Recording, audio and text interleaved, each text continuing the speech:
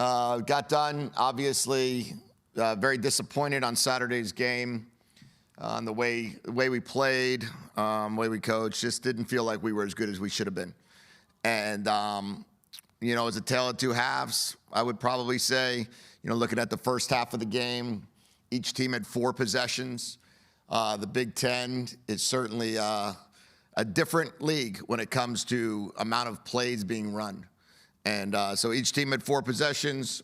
Each team missed a field goal. Each team scored a touchdown.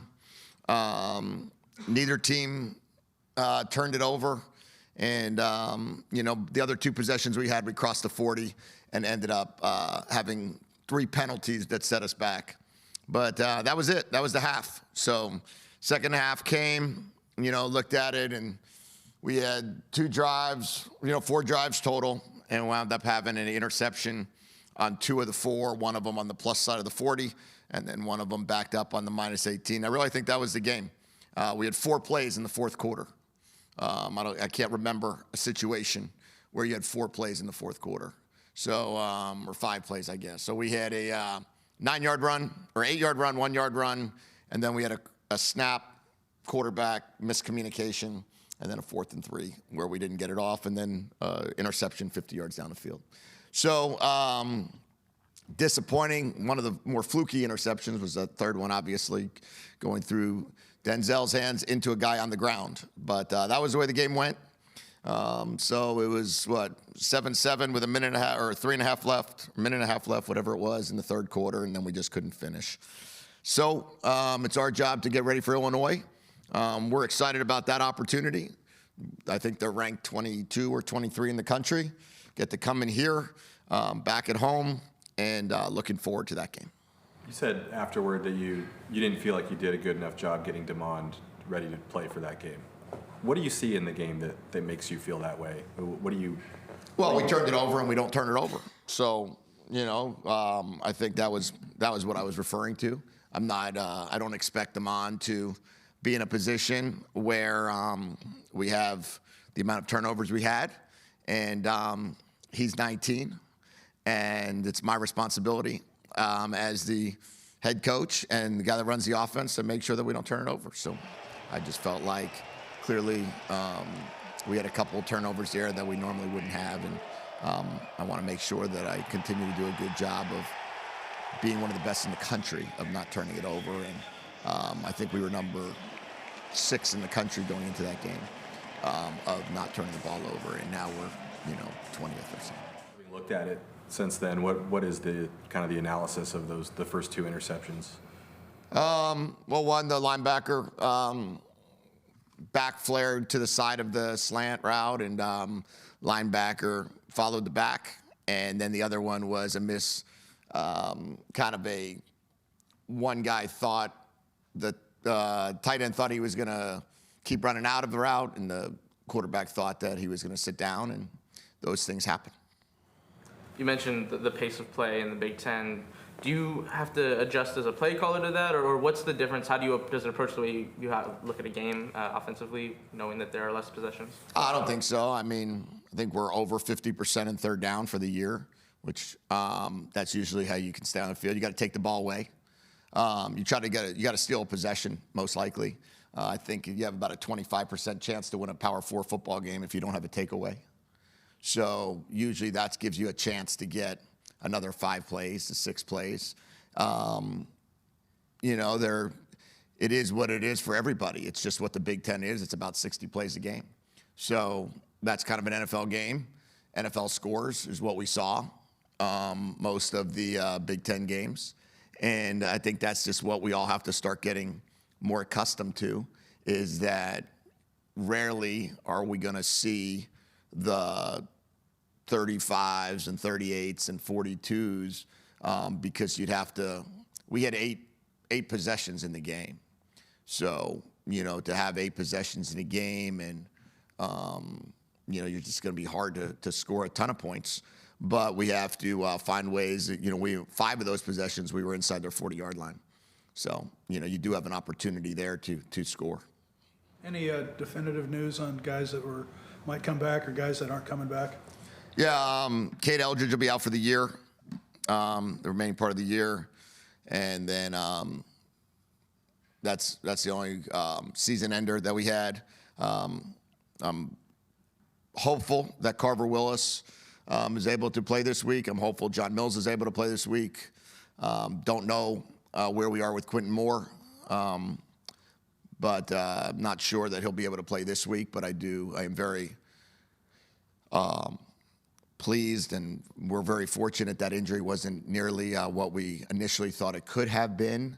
The way that it was truly just he just got hit in a certain spot where he probably has to just overcome maybe a concussion or something to that effect. But he's going to be okay, which is the most important thing. So Max McCree is not out for the season? And then No. Durfee came out of it okay this weekend? Yep, Durfee will start. Did Quentin make it back? Yep, Quentin's back and doing great. So was that Max's injury just wasn't as bad as initially thought, or? Well, I think it's still going to have more significant. It's significant. It just isn't. Let's call it a season ender. What exactly happened with him? 'Cause it looked like he was out there for the last play of the first half, and then where exactly did that injury happen? I think it happened the last 3 or 4 plays. It was just his foot, and I think he tried to play through it, and then. What's the tight end room look like right now? Well, it looks like Decker, Barron, Austin. Those are the 3 guys right now that we're looking at, and then we'll see where we are with Q. Charlie, won't be back this season, and Cade won't be back this season. So we'll hopefully have Q back. Maybe he could make it back this week, or certainly the next week or 2. Zach Henning can possibly slide over like he did last year? Yeah, well, we had him do that a couple plays in the game on Saturday. And, we'll probably have to do that again. Catch? Yeah. Your other tight Go end, Reds. Charlie Kroll, did he get a second injury, or does he just needs 2 years to come back from the one he had last year? No, I think he had a second injury in the offseason. Jedd, obviously, with all the coaching changes going around, what do you kind of see as your long-term future here at Washington? Yeah, I'm not going to address any of the coaching changes or coaching rumors or anything to that effect. I've learned from that the most important thing we can do here is talk about being where our feet are. And I think it's a really important time for us to play really well this week. And that's what our focus is on. And my responsibility is to make sure that our team is fully ready to play our best game on Saturday. Jacob Manu, any? No update at this point in time. So we'll have to make a decision. We have 1 game left that he can play if we don't hear anything back from the courts. So we'll have to make that decision which game that will be. And then hopefully we'll hear something back either from the NCAA or from the courts that could help us navigate what is a very difficult thing to navigate right now. But what I like to see is that Zadrius is playing well as a true freshman, and he's continuing to grow. Devin, X-Ray, they're all we have some depth right now at the linebacker position. So we're going to have to do what we think is best for this game, and then kind of go from there. What's been your message to the running backs? Outside of Damon, the run game hasn't really found a ton of rhythm in the last few weeks. Yeah, I mean, I think we were certainly, a victim of a few things there. You lose your starting left tackle, you lose your starting left guard, you lose your starting wide tight end. Then you lose your backup left tackle. There are some challenges involved in running the football. You're also playing against an extremely big and stout defensive front.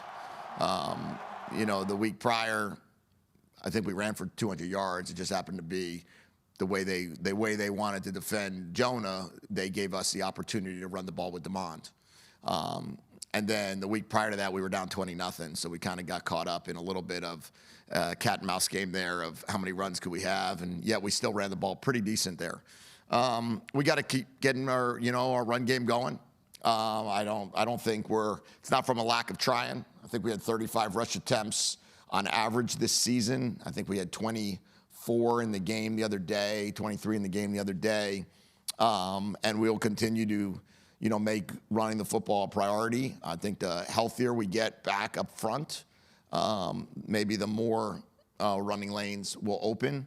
But again, each week we're going to figure out how does a team try to take one guy away, and if they take one guy away, what does that mean for the others? And I think we saw that against Rutgers with DeMond, and I think this past week there just really wasn't much space to run the football.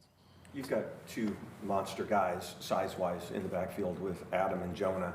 In spring and fall, we saw quite a bit of Jordan in Washington, but we haven't seen much of him this year, and he's a difference maker with the speed. Where's he at right now? Yeah, well, we'll look at, we've talked about trying to see where we can spell Jordan in. Again, it was, you don't have a lot of plays. And I think all of us that have coached for a bunch of years in the past at programs that have played out here, you're used to about 76 plays a game. We're now looking at 60 plays a game. That's 16 less opportunities to rotate in a running back. Traditionally, you're only going to play with one.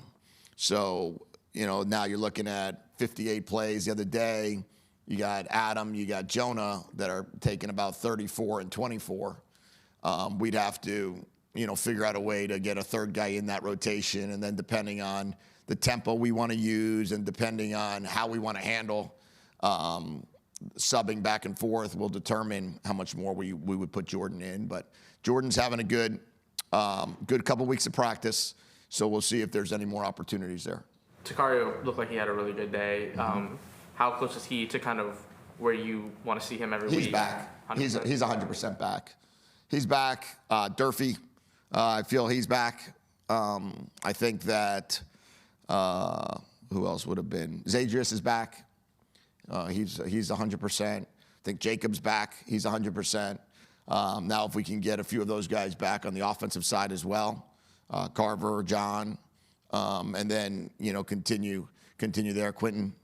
Then I think we hopefully we'll have a fully loaded group. We'll just have to wait and see. You sent Javon Parker out on the field with his brother for one play, I believe. Was that kind of symbolic because they're Michigan guys? Yeah, we wanted to give them an opportunity. They're from Michigan. Parents were there, obviously. Family, it's a big thing for their family. Javon's battling a ton of injuries, and we got to make sure that we don't put him at risk or other people at risk, for him. But we also felt like he was certainly able to go out there and play a play. And I thought it was important for them to be able to go out there together and back at home and give them that chance. What did you see from Swan Solo out at left tackle? Thought he did some good things.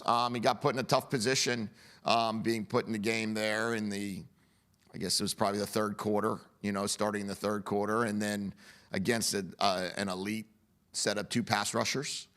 And he hung in there. And that certainly was not the factor for some of the plays that we didn't execute on. But we'll continue to work Swanee in. He certainly will be our either starting tackle or rotational tackle here, in the next week or so, looking at what happens at Illinois. And then we also have some flexibility to move some other guys around as well to put together our best offensive line that we can put together for the game on Saturday. When it comes to pace and plays per game and possessions per game, what kind of game do you prefer to play? Like, do you want to coach in a 60 play per game? Do you want to slow it down? Would you like more? Do you want to speed it up? You'd love to have, I think, a 68, 70 play game, and that usually would come with a couple takeaways or, there'd probably, or a couple more conversions. Is kind of how that would happen. I don't think it would come necessarily based on just going no huddle, fast tempo, and put yourself in a position where you could go 3 and out really quick. So, one thing that for us has always been to be one of the best first down teams in the country, and in order to make sure that we don't like to punt a lot. So to be able to do our best to maintain longer drives. With that, we also try to be explosive. So it's kind of been a combination of if you're explosive and you're converting, then you're not having a lot of plays. And then on the same token, we need to take the ball away. We need to take the ball away to get a few more possessions. You'd love to have about 10 possessions in a game, not 8.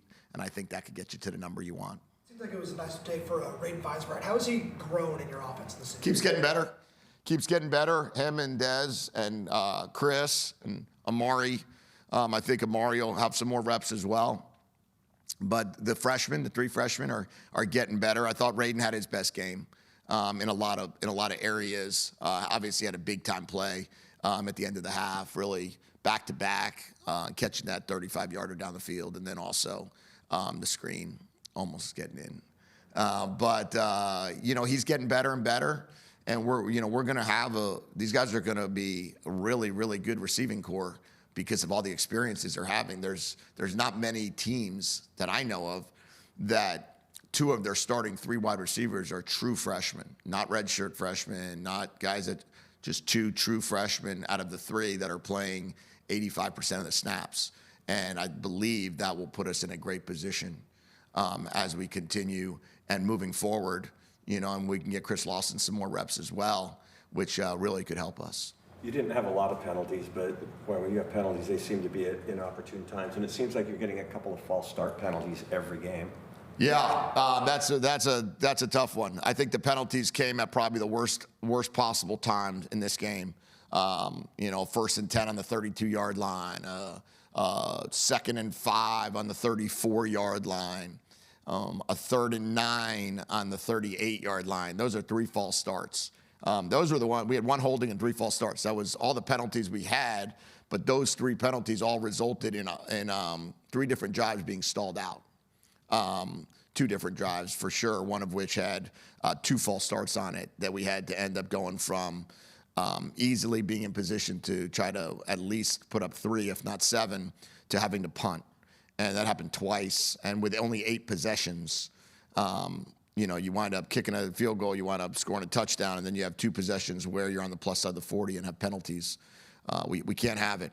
So we have to look to see, is it a cadence conversation? Is it a tempo conversation?